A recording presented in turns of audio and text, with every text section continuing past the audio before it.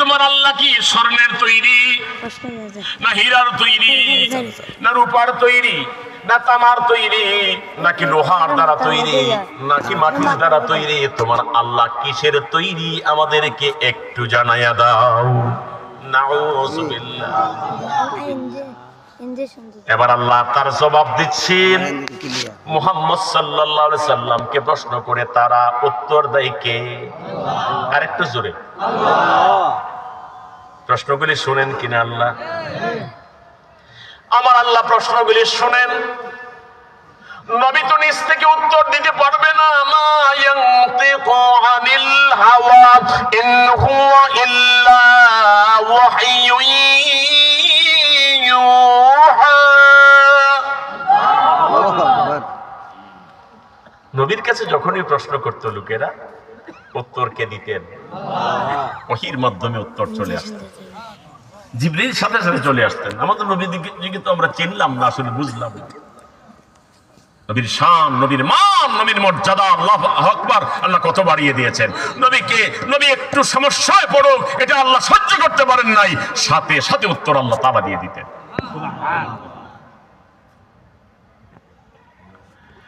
প্রিয় নবীকে প্রশ্ন করেছে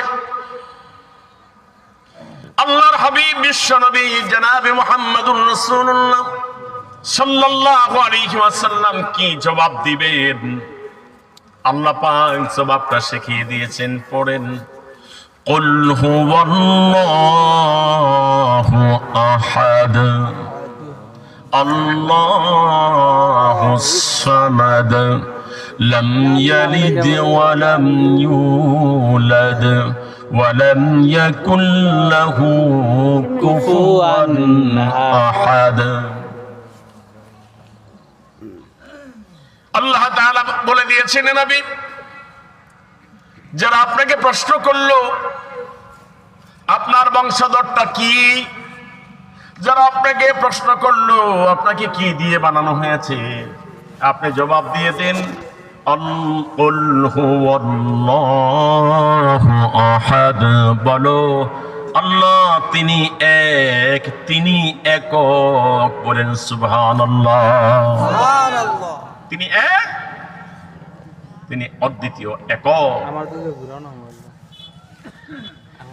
তার সঙ্গে কোনো শরীক নাই, তাকে কোনো জিনিস দিয়ে বানানো হয় নাই। তিনি লোহার তৈরি নয়, তিনি রূপার তৈরি নয়, তিনি স্বর্ণ হীরকের তৈরি নয়।